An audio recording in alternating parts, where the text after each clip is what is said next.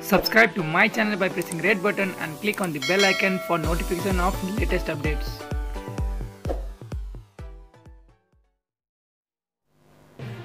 चिनिया एक्जिम बैंकमा 1.5% का दरले 3 अर्ब 72 करोड ऋणको ब्याज बढेको बढी छ, तर पाइलोट छैन भनेर 6 वर्षदेखि जहाज ग्राउन्डेड राख्दा निगमलाई थप पाउने 2 अर्ब घाटा पाइलट समेत व्यवस्था गर्न नसक्ने निगमले जहाजमा लगानी किन गर्यो? निगमकै अधिकारीहरूको प्रश्न छ। नेपाल वायु सेवा निगमले चीनबाट अनुदान पाएका तथा किनेर ल्याएका जहाज बेच्ने तयारी गरेको छ। पौने 7 अर्ब लगानी भएका जहाज चलाउन नसक्ने भनेर निगम बोर्डले निर्णय गरेको छ। नेपालका दुर्गम क्षेत्रका विपन्न जनता महँगो भाडा तिरेर निजी एयरलाइन्समा यात्रा गर्न बाध्य छन्। निजी एयरलाइन्सले नाफा कमाउन सक्ने रुटमा निगमले व्यावसायिक सेवा दिन भने चीनबाट जहाज अनुदानमा तथा खरिद गरेर ल्याएको हो। निगमले 56 सिट क्षमताका 2 र 19 सिट क्षमताका 4 जहाज ल्याएको थियो। 2 अर्ब 94 करोड अनुदान र 3 अर्ब 72 करोड ऋणमा ती जहाज ल्याइएको थियो। चिनिया एक्जिम बैंकका ब्याज बढेको बढै छ, तर यता जहाज उड्दै नउडी ग्राउन्डेड छन्। सुरुमा 2071 मा एउटा MA60 र एउटा Y12E जहाज अनुदानमा ल्याइएको थियो। 2073 मा निगमले एउटा MA60 र एउटा Y12E जहाज खरिद गरेर ल्याएको थियो। अर्को वर्ष 2074 मा दुईवटा Y12E जहाज ल्याएको थियो। दुई जहाजको मूल्य बराबर 2 अर्ब 94 करोड अनुदान प्राप्त भएको थियो। बाँकी 3 अर्ब 72 करोड रुपैयाँ भने 1.5% ब्याजमा चीनकै एक्जिम बैंकबाट नेपाल सरकारले ऋण लिएको थियो, जसको ऋण तिर्न बाँकी छ।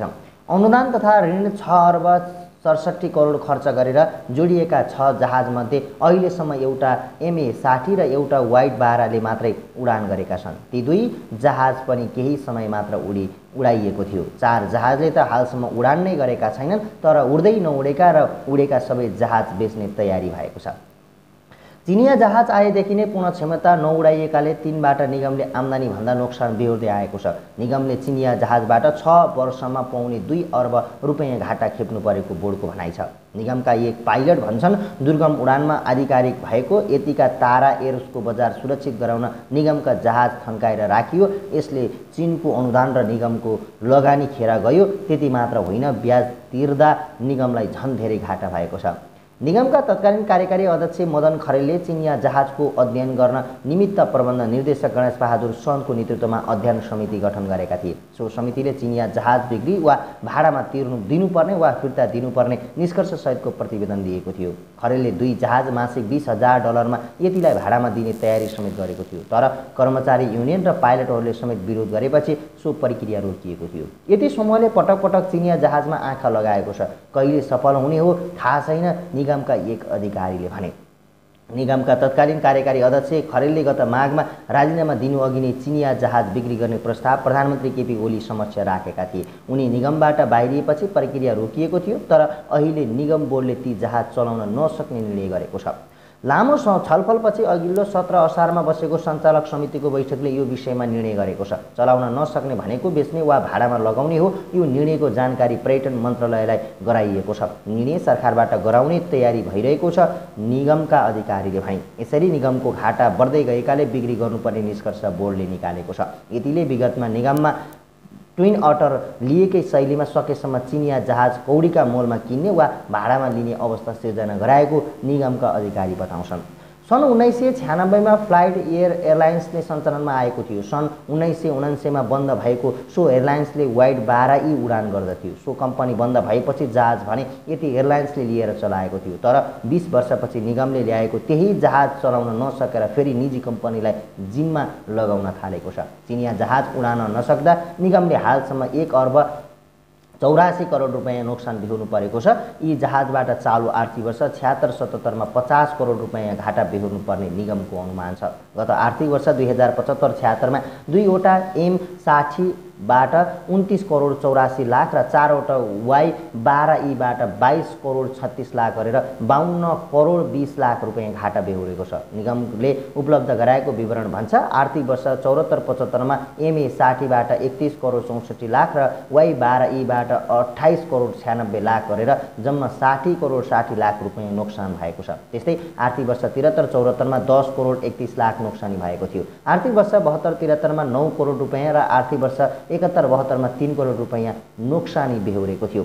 अनुदान तथा ऋण 6 अर्ब 67 करोड खर्च गरेर जोडिएका 6 जहाजमध्ये अहिलेसम्म एउटा एमए 60 र एउटा वाई 12 ले मात्र उडान गरेका छन्। ती दुई जहाज पनि केही समय मात्र उडाइएको थियो। 4 जहाजले त हालसम्म उडान नै गरेका छैनन्, तर उड्दै नउडेका र उडेका सबै जहाज बेच्ने तयारी भएको हो।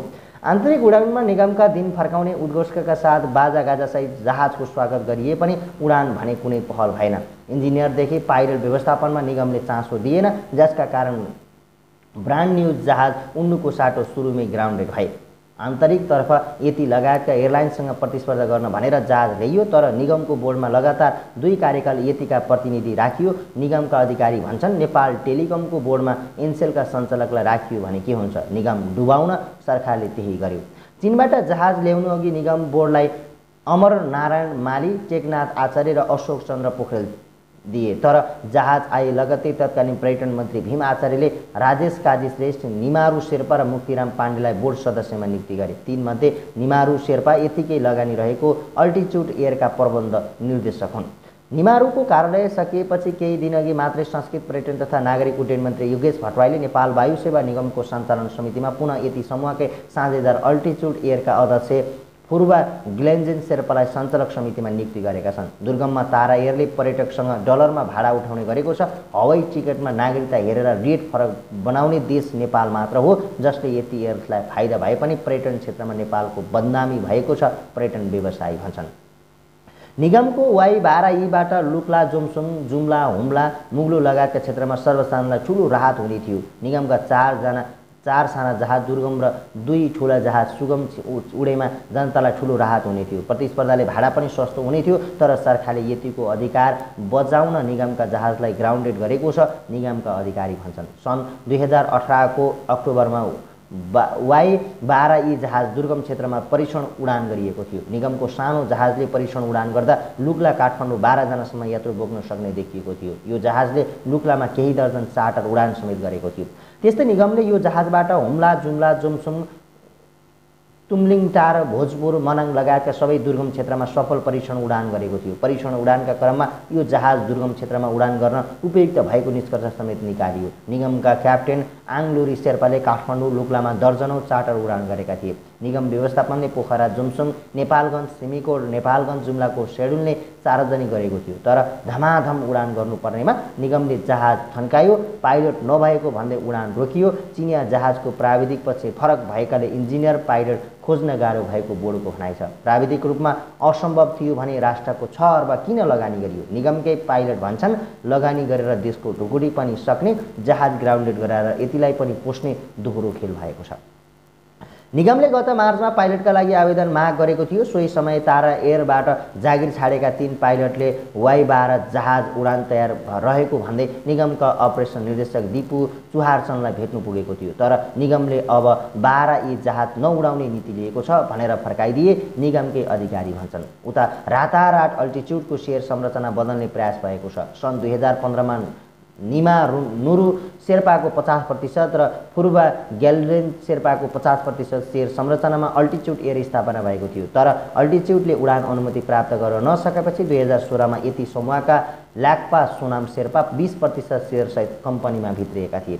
सोनाम कम्पनीमा भित्रिएपछि शेयर संरचना समेत बदलियो र अन्य व्यवसायी पनि लगानीकर्ता बने। त्यसपछि कम्पनीमा लाक्पा सोनामको 20%, निमारू शेर्पाको 19%, पूर्वा गेल्बे शेर्पाको 19%, साङ्ग्रिला ट्राभल सञ्चालक जीवन घिमिरेको 10.5%, रामप्रसाद सापकोटाको 10.5%, ज्योति अधिकारीको 5.25%, निगमा शेर्पाको 5.25%, शोभित गौचनको 5.25% र राकेश भक्त बादेको 5.25% शेयर रहेको छ।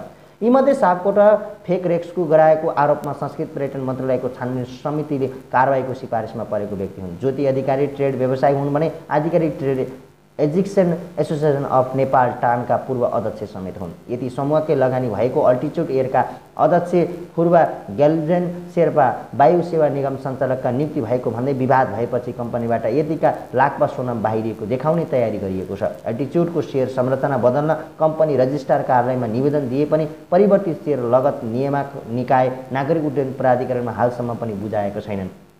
सोनामको 20% सेयर अन्य 8 जना लगानीकर्तालाई बाँड्ने गरी कम्पनी रजिस्ट्रारमा निवेदन दिएको छ। फुर्बा गेल्जन शेर्पाले सगरमाथा निकुञ्ज कब्जा गरेर कोदेङ होटल सञ्चालन गरिरहेका छन्। त्यस्तै सोलुखुम्बुकै साङ्ग्रिला होटल सञ्चालन गर्दै आएका छन्। 2 ठुला होटलमा 2072 को भूकम्पले सामान्य क्षति भयो, तर उनले होटल पूर्ण रूपमा क्षति भएको भन्दै बिमा दाबी गरेका थिए। अर्कै होटलको फोटो बुझाएर उनले बिमा दाबी गरेका हुन्। कोदाङ्गे होटलमा 4 करोड ऋण लिएका उनले सोही बराबरको मात्र बिमा गरेका थिए, तर दाबी भने 12 करोड 63,41,000 रुपियाँको गरेका थिए। त्यस्तै साङ्ग्रिला होटलको पनि 3 करोड ऋण बराबरको बिमा गरेकोमा 7 करोड 80,15,000 दाबी गरेका थिए। सगरमाथा इन्सुरेन्सको बिमा गरिएको थियो, तर क्षति नै नभएको होटलको बिमा दाबी गरिएको तथा बिमा गरिएको रकमभन्दा 3 गुणा बढी दाबी गरिएपछि इन्सुरेन्स कम्पनीले छानबिन गरेको थियो। इन्सुरेन्स कम्पनीले खटाएको सर्भिसले फिल्ड भिजिटमा जाँदा होटलमा कुनै पनि क्षति नभएको, बिमा भुक्तानी नगर्ने गरे पनि मर्मत खर्च मात्रै बिहोर्ने शर्त राखेको थियो। तर